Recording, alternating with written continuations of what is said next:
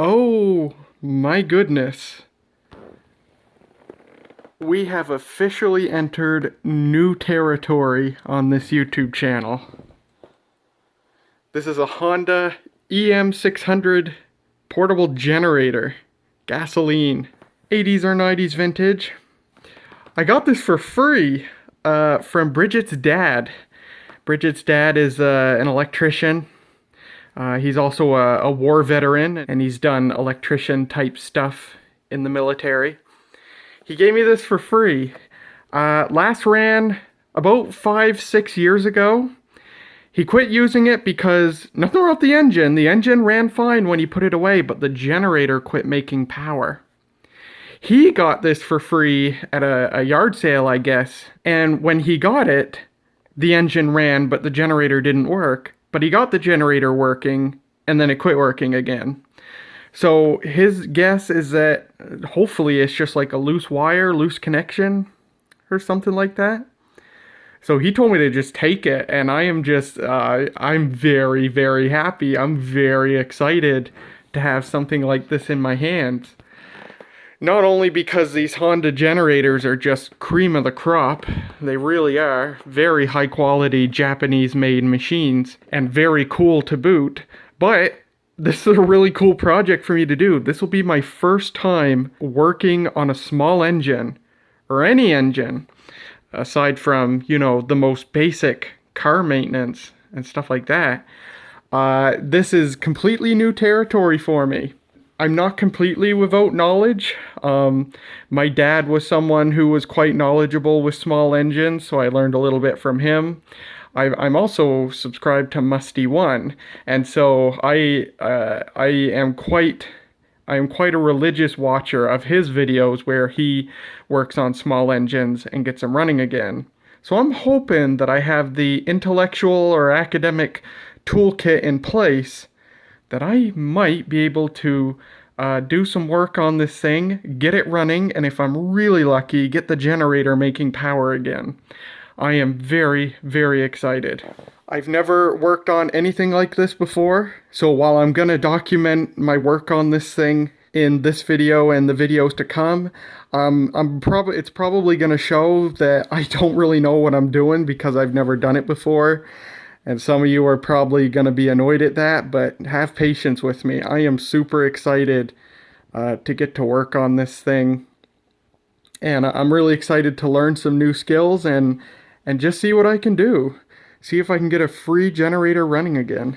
So what have we got here? Well, this is a 600 watt peak generator. So not very powerful. And by today's standards, not very powerful for its size. These little Honda, I think some people call them suitcase generators. A Honda suitcase generator of this size today will be like 1500, 2000 watts, but this is just a little old 600. And they got smaller yet. There was a smaller sister model of this, the EM500, that was 500 watts. And then back in the 60s and 70s, there was a 450 watt model. So 600 watts peak, 450 watts continuous. We've got the one AC outlet. We've also got a DC outlet where in the manual for this generator, it says that the DC outlet is to only be used for charging a 12-volt battery. So my guess is it's unregulated. Perhaps it's regulated by current. We'll just have to see once I get this running and hopefully the generator working. We'll just have to see what that is. I saw a YouTube video of this thing, and the person measured the DC output, and it was something like 22 volts DC. And he thought something must be wrong, but I think that might be right. This might put out a really high voltage, but once you put a load on it, like a battery that's charging, it drags the voltage down. But we'll see. We'll find out when I get this thing running.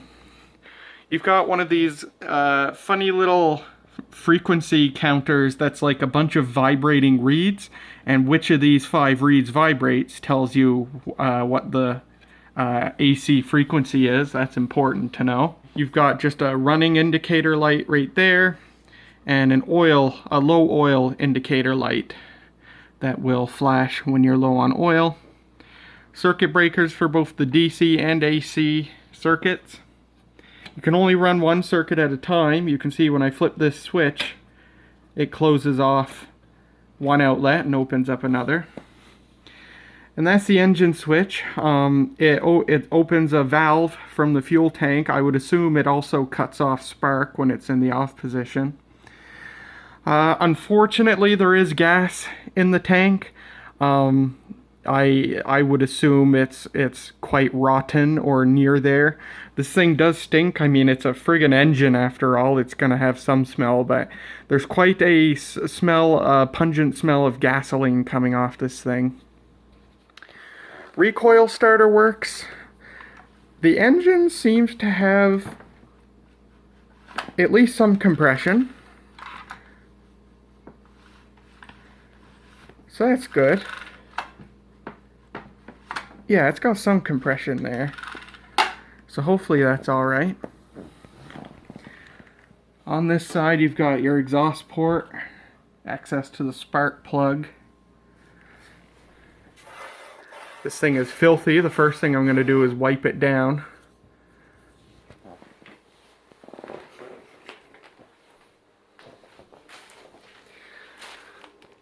There's your throttle control to fine-tune the engine speed so you get the right frequency. And it's frozen, so we might have frozen throttle linkages to the carburetor. Here's the oil dipstick. This is also where you drain and put in oil. So take a look. I don't know if there's anything in here or not. My guess is probably, since it has gas in it.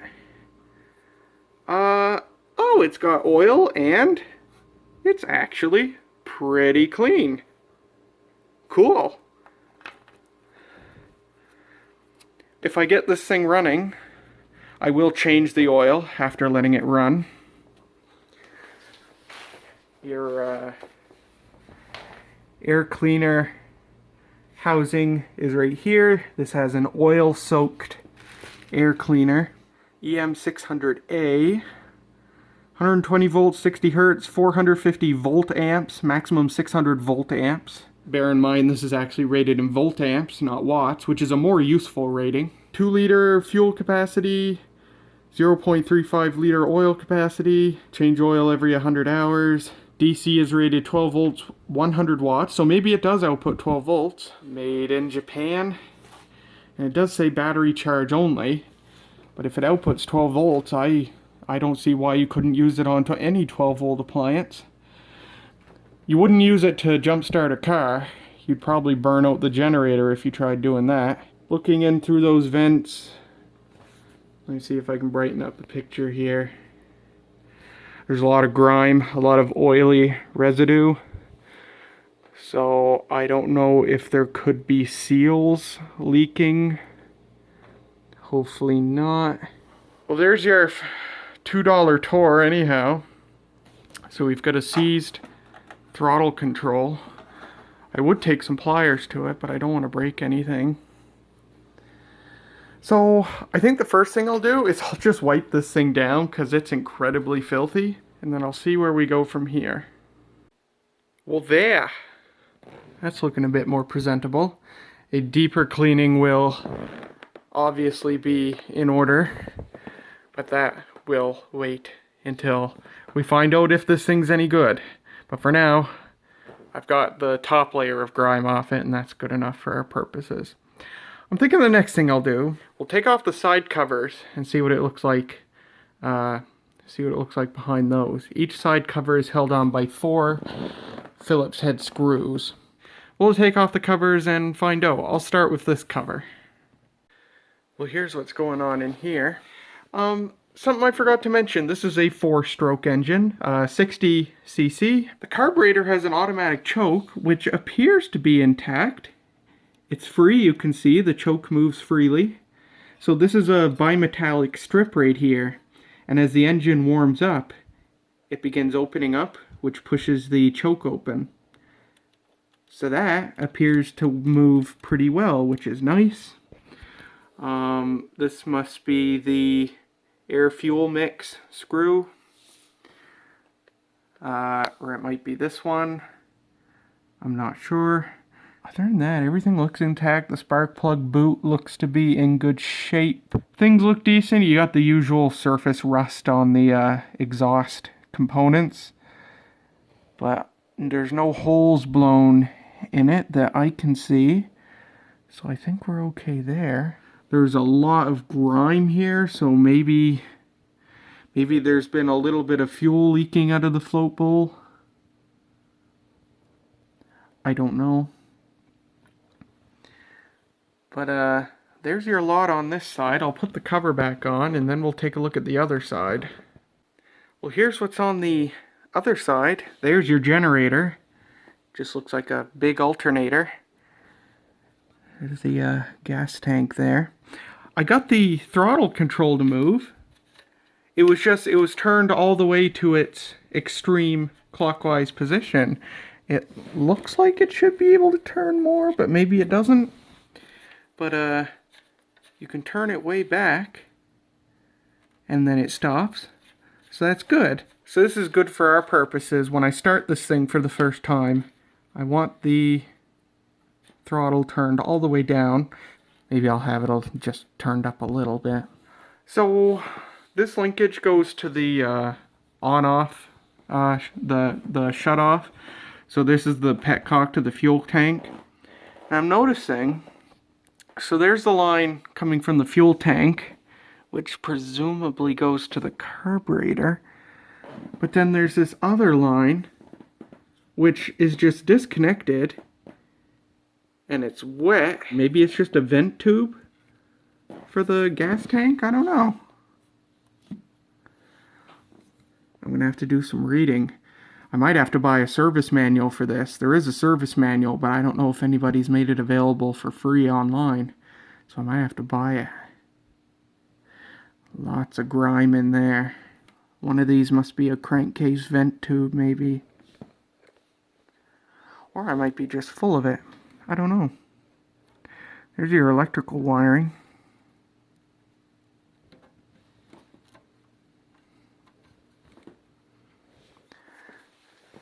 There will be more to check out, that's for sure. These front and back pieces, they can come off to provide even greater access, and then you're just left with the fuel tank and the handle. So that's pretty much all I'm going to look at for now. So I'll put the other cover back on. I'm going to take a look at in the gas tank, which is going to be fun because it's going to smell. I just want to see how much gas is in there and what it looks like. That looks fine. Then we've got a little fuel screen.